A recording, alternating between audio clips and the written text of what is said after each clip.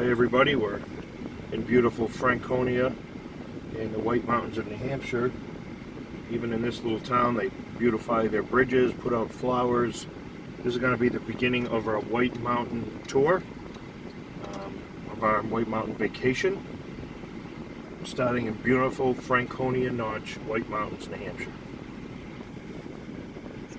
The beautiful stone iron furnace that you see from the pre-revolution, and they would actually mine the mountain behind them, bring the iron ore out, and that was actually the furnace.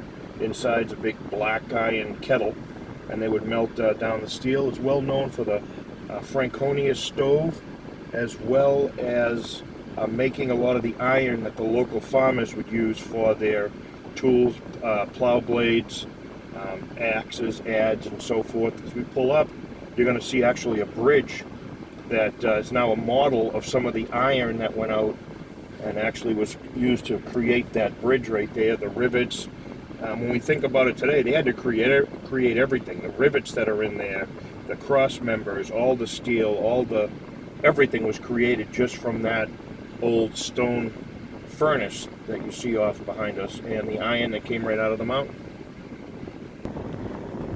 We're pulling back on the highway and we get a good view of the mountain range, the presidential range that was named after quite a few of the presidents. We have Jefferson. Jefferson even has his own notch up here. Crawford Notch. This is Mount Washington. A lot of these are called the presidential range. And I mentioned a notch. So what is it? Through these mountains, if you were traveling up here, late 1600s, early 1700s, you'd have to climb over these mountains unless you could find a notch. And that area was settled, and we're going to be going through actually Franconia Notch. And Franconia Notch had this strange old guy that every time you would drive down the highway, you'd see him staring at you. So what do I mean by that? So as we come in to the Cannon Mountain area, you see how wooded it is on the sides of the road. It's kind of hard to see anything. So Cannon Mountain is a great ski area, except the direction it's facing is northerly, so it's a very icy ski area that'll be coming out of the clearing here in a second. On our right, there's a lot of ski lifts. It gets so cold up here with the wind that they actually have a gondola you can take to the top, and that gondola also runs all summer long. So if you wanted to take a tour of Cannon Mountain, you can go up, jump on a gondola to go to the top of the mountain and walk around the top and then take the gondola back. They have a nice restaurant up there. Or if you want, you can take the gondola up and hike down, or you can hike up and take the gondola down, whatever works best for you. But I do recommend, if you're in this area, the Franconia Notch itself, the state park, take a ride up on the tram. Look around the mountain, very easy hike, all flat, and you'll get views of Maine, Vermont, and yes, right behind us, we're not that far from the Canadian border, so you can get views of 360 views of everything in the area.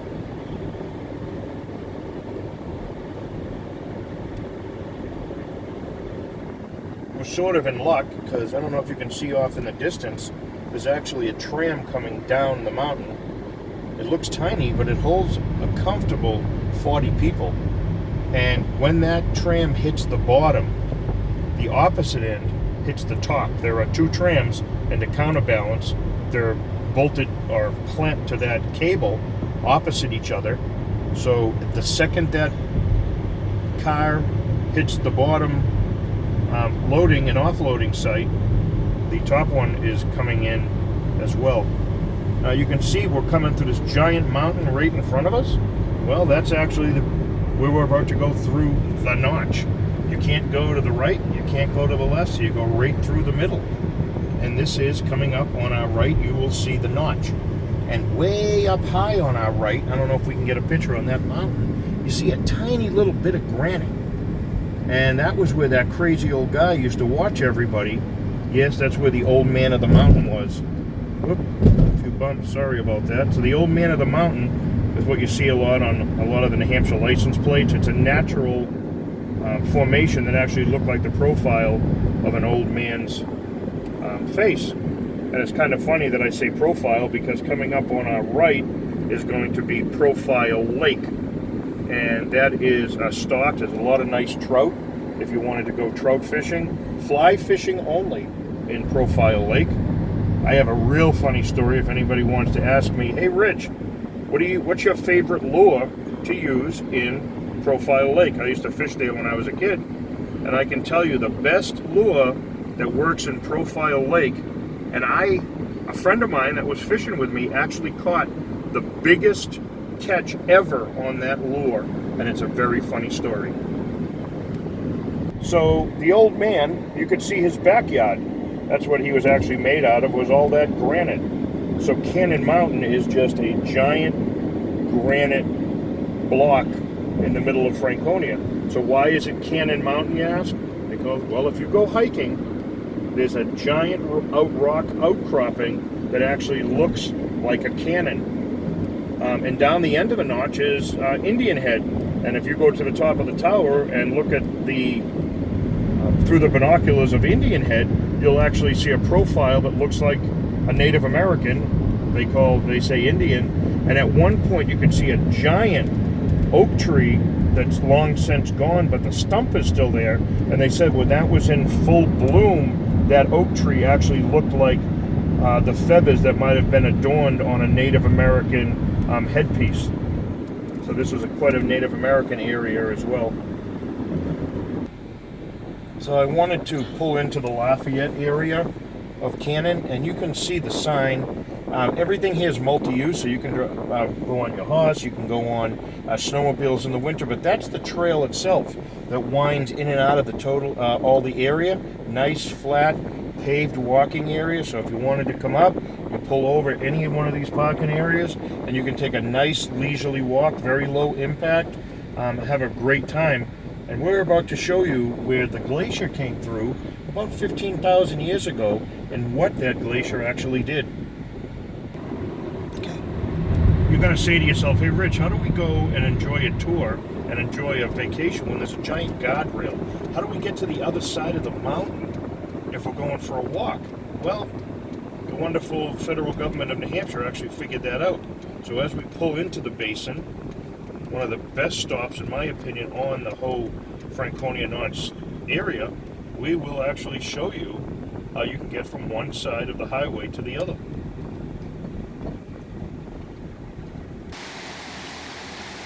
Okay, right now we're pulled over in one of my favorite places, and this is pretty much after Profile Lake. This is the beginning of the Pemigewasset River, which is the Abenaki Indian word meaning swift.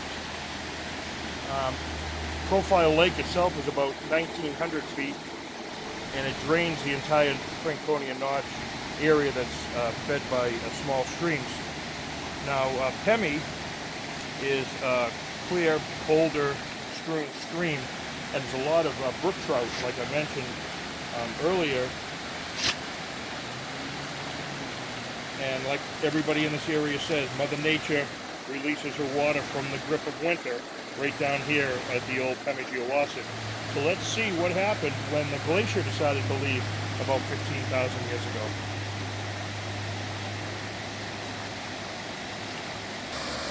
So as we move our way down the Pemi River, you'll see a lot of these little spots on a hot summer day. You can stop here and the water is crystal clear. You can see the blues of the water, all the minerals and so forth. This is drinkable water. There are no beaver dams upstream. And the problem is that it's not much warmer in July than it is in January. This water temperature doesn't change much. So if you really need to cool off, this is a great spot to jump in along the trail that we mentioned earlier.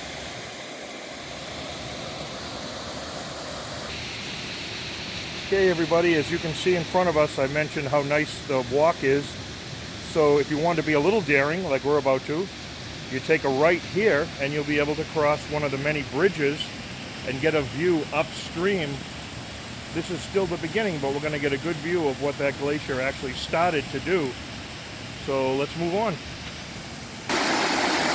This gives you an idea of what they mean by the basin. If you look, it's been thousands and thousands of years of this river running, and you can see that little basin being carved on the right, smooth as glass.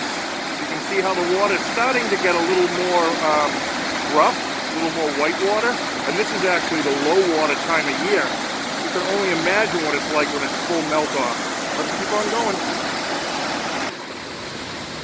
It's hard to believe everybody knows how hard granite is, but if you look, that river has carved its way through this granite over the thousands and thousands of years, and way up top you can actually see a bubble. The water's coming down, going into a large pocket, and when it gets pretty deep, right in this fall, the fall is great with the foliage up here, but in the early spring runoff, that area will be jumping out like someone spraying a hose straight up. It's a great sight to see. In the winter it's great because all that spray goes on the trees, and the trees are covered with ice. It's a beautiful area, and you can walk here all year long. Okay. A little further along the path, you can see the river still flowing pretty well for mid-July. I wanted you to get a look at actually what the flowing river continues to do, polishing those rocks. And as we look ahead, it's a good view down the trail of how it actually carved right through the granite. That's probably almost 6 feet of carved granite. And if you look way off, you'll see the river about to take a sharp right. We'll see if we can get a picture of that and how polished and smooth these stones actually are. So like I said earlier, we're off trail. We're technically still on a trail, but this is a dirt trail. And you can see a bridge off in the distance, and if you pan right, you're going to see where we're heading now, which is a pretty good dugout area of stone. Let's see if we can get a better view. I'm just going to stay quiet for a second and let you actually listen to the rumbling of the river, how peaceful it is.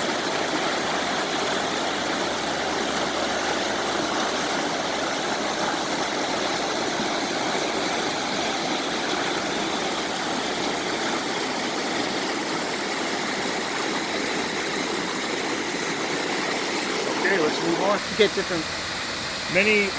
Another view of the many, I would say hundreds of beautiful waterfalls in this area. And I don't know if we can pan to the left and off into the woods. We're coming back onto the paved area, and there's a lot of nice benches. You can just sit down and relax and really just enjoy nature and listen. Not to my voice, because that's pretty boring, but just listen to the river itself. A lot of the birds, a lot of red squirrels chirping, making their red squirrel noise. Beautiful area. All right, everybody, I want you to look around. This is the reason that this area is called the basin. This happened about 25,000 years ago, they're saying, as the ice age started to progress. The water flowing and the glacial melt through the Franconia Notch eroded the granite bedrock. It's been thousands and thousands of years. The walls are as smooth as glass, like they keep saying. And this area, for some reason, is known as the outlet for the Old Man's Foot, that cranky guy we talked about earlier.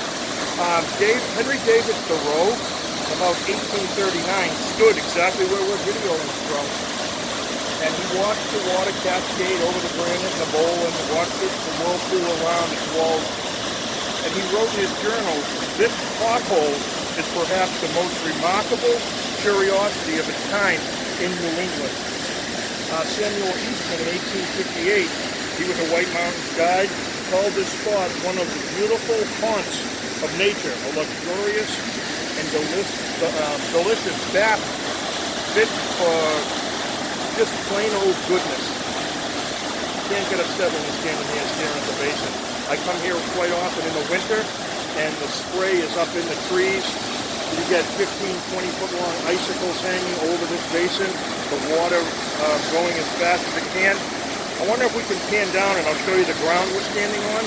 It's made out of granite slabs, and the reason being that where we're standing in the spring goes underwater. You can see the walls right in front of us. They're carved as well. Yeah, that would be over our head by a good 8 feet. right here in the spring. Beautiful area. So as we journey into the woods on this winding trail, I just wanted you to get a feel of how easy this area is to enjoy. You can still probably hear the basin in the background, but just walking along these paths that'll wind out into the woods, and then we'll be coming back out to the basin at another beautiful bridge and another beautiful overlook.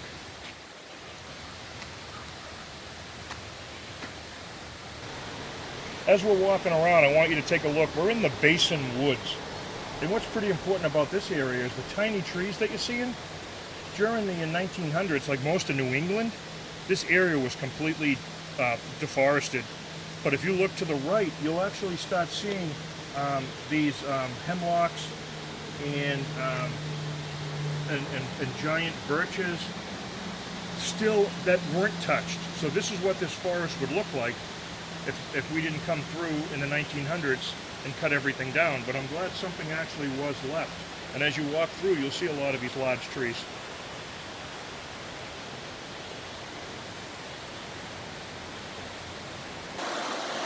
So we're coming down towards what is known as the Pemi River Trail. If you want to hike and actually go up Cannon Mountain, you'd want to start in this area.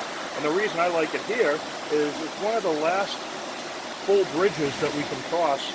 As you look down the Pemi and you see all the boulders, we'll be coming up on that very bridge I was talking about, the last major bridge to cross the Pemi River.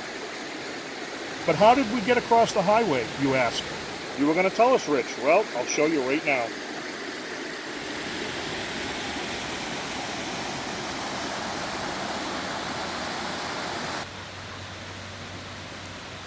Hi everybody, the highway's coming up. If you listen, you can hear it. Rich, how are we going to get across? Well, first of all, take a break and then one of 100 picnic tables. And then as we continue down our pathway, you will see they put walkways underneath all the highways. So you can just walk right through. You can actually park on the other side and the trail winds back and forth underneath all the highways. It's kind of neat. You can hear the echoes of the basin and the cars as you walk through those areas that they made. You can snowmobile here in the winter and snowmobile under those, mountain bike, cross country. Pretty amazing how they thought, let's get people across the highway by going underneath it. Okay everybody, we're going to get a bird's eye view of the basin here. No, we're not in a drone or anything. We just walked around and now we're back on the hard path if you didn't want to go to the woods. If you look down, you'll see where we're actually standing. You get a better idea of the height that the water can actually get to by looking at where the basin itself is carved out. And that's actually how deep the water gets. So you probably don't want to stand down there in the spring, or you might. That's up to you, I guess. But you can see the color, how blue the water is. And it doesn't look deep. It looks like you can see the bottom. That's 8 feet. That's 8 feet now. So it's always a good time. They don't want you swimming, but I don't think they mind if you stick your feet in the too long. But don't tell them Rich told you that. All right, I need you folks to bear with me for a second. Grin and bear it. So what does that actually mean? Well, you know what? You're going to have to hold on and bear with me. And let's get to the end of our White Mountain tour, if you can bear it. All right, we'll see what I mean in a minute.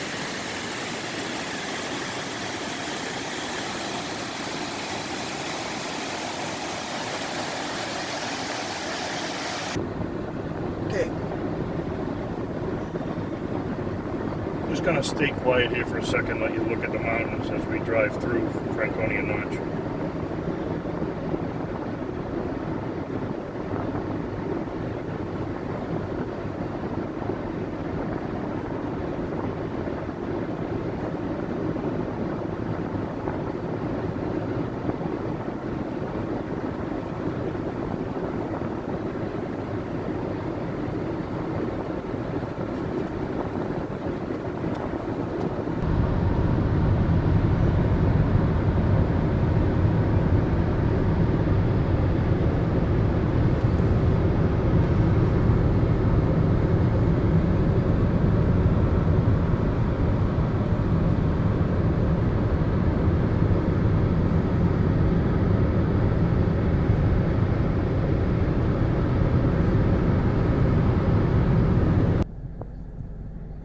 Well, we're coming towards the end of our White Mountains vacation. Thank you for bearing with me.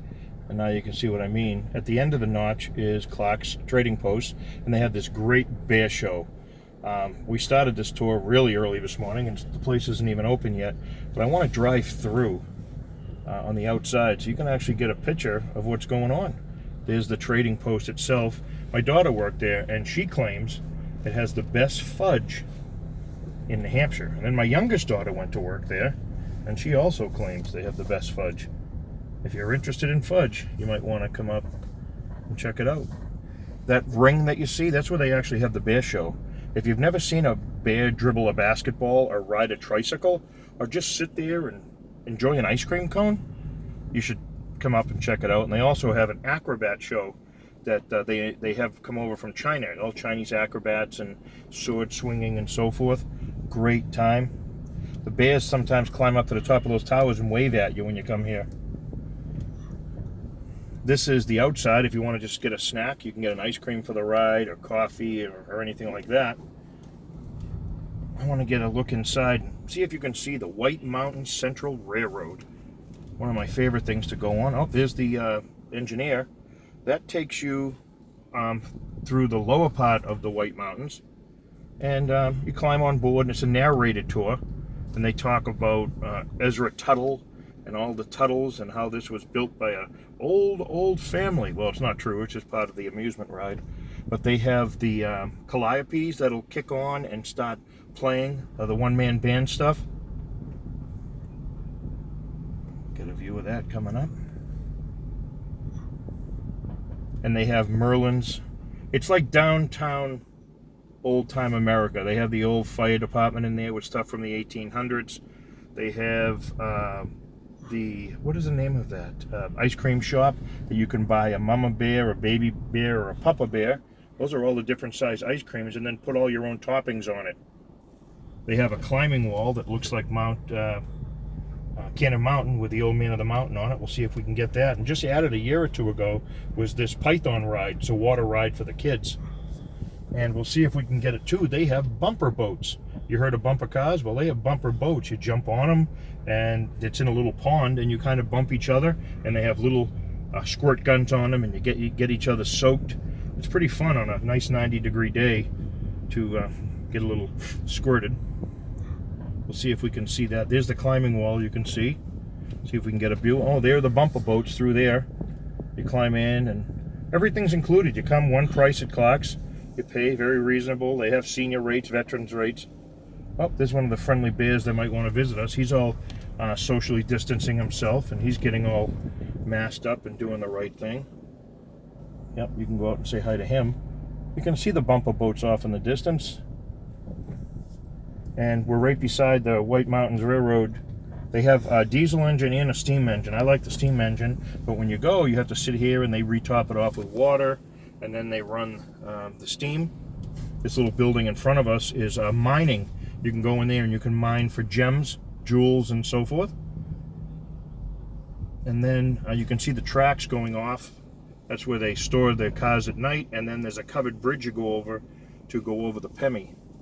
And that area off is a shooting gallery, that other building. And they also have segways.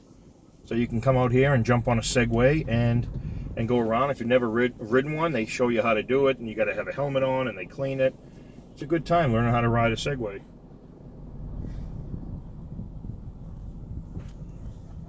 We'll go down the end here, and I'll show you some of the old trains they have. I think the steam engine's getting ready to go. They have to fire that up way ahead of time, get the boilers heated up, get a full head of steam before the train will even move. And then you can see the pile of wood off in the distance. They go through that pile of wood every year to run that steam engine. Well, that's about it. We're done with the Franconia Notch area. Stay tuned to what's next for our virtual vacation.